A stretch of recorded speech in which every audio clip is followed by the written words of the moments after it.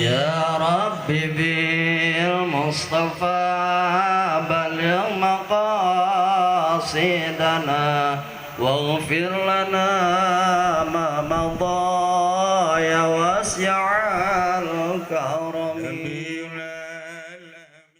Masya Allah, Kangjeng Nabi ti jauh geus dipapageun dibere hayang nginum ditanya nginum naon. Ketika Kangjeng Nabi rada nyeri di pencetan ku Siti Khadijah, Masya Allah, katingali Kangjeng Nabi terda murem ditanya aya naon sih Gusti Rasul, boga problem naon sih, boga problem teh ieu kafir gitu ulah sieun besi deuk perang harta beakeun pake berjuang paneta ngeunaheun jasa kana hate Kangjeng Nabi. Masya Allah, lamun penting ku Siti Khadijah dikekepan. Ya Allah, urang teu wau ge jeung Siti Khadijah pasti indah jasa. Ya Allah, ya Rabbi diusapan ku Siti Khadijah teh. Mun kira-kira tiris, haju diselimutan. Kira-kira panas, dibuka. Kumaha ngeunahna salaki? Mun aya pamajikan kos kitu ulah dikamamanakeun. Ulah dikamamanakeun. Ataya awewe nu kos kitu geus antepkeun bae pake jimat ku urang. Hese jasa pan, bo. Orang mah kadileuleum murem ka kunaon murem murem enggak ulah murem enggak lain gitu. Ya dua sana ieu dagang keur rada mundur, wah ulah bingung-bingung enggak jualan bae belikeun ka emas habek kos nu bener pan teg we kana hate kiamat sugro asana ieu.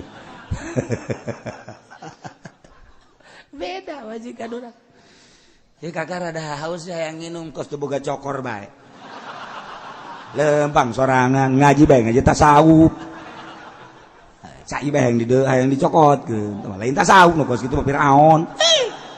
Urang ngomong sakali nya nyorok cok bae.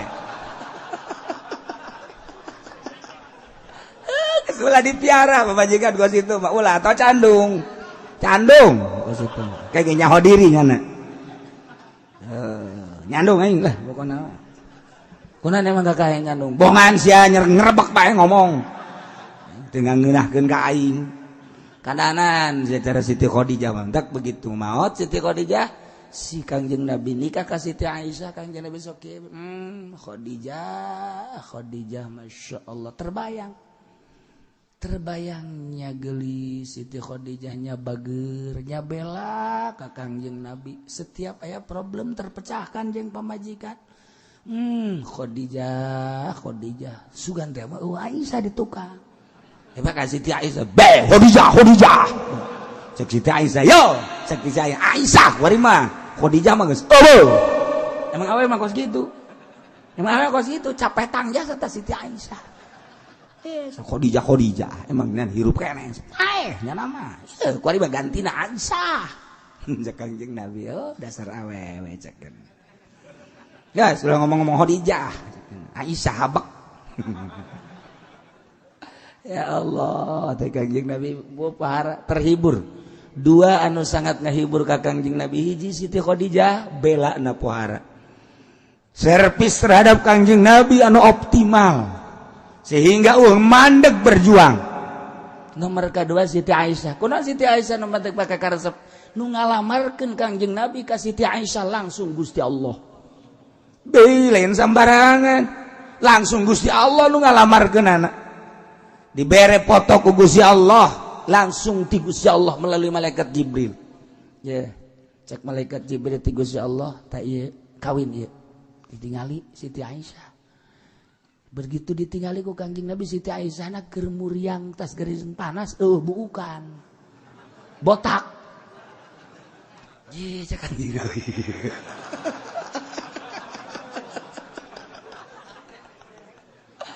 Aduh, Kangjeng Nabi tanya biasa, Aisyah, nanya, itu budak leutik kene kan, umur 7 tahun kene, oh bebeja ka bapakna, bahwa, enak Muhammad nanya kula,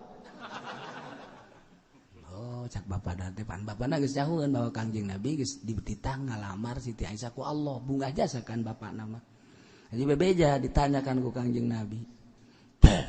Muhammad nanya kula sambarangan baik serius Abu Bakar menang 2 poe kita mau roti ku Abu Bakar bisa dibawa ke ditu ka Kangjeng Nabi Muhammad di kamari nanya kula itu dah kali itu tuh ditanya deh geus bawa bae ka ditu niatna sing ikhlas bae tuh tanya bawa Waalaikumsalam ieu kula mawa ieu tis ah itu teh abah dieu keula isa bom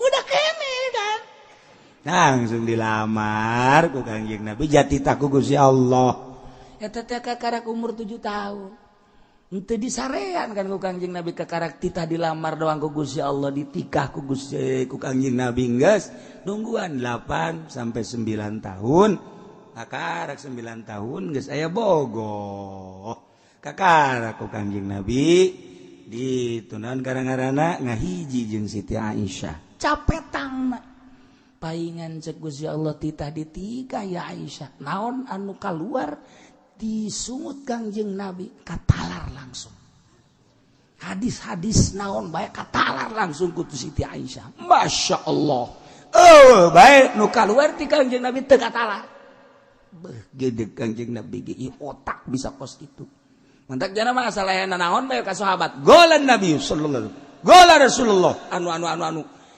eta hadis kabeh katalar ku Siti Aisyah pan pamajikan urang mah geus dadat-dadat ge ya kan arkanul wudu sittatun utai pirang-pirang rukun wudu iku 6 ayo baca arkanul wudu sabatun sittatun arkanul wudu sittatun utawi pirang-pirang rukun wudu iku 10 6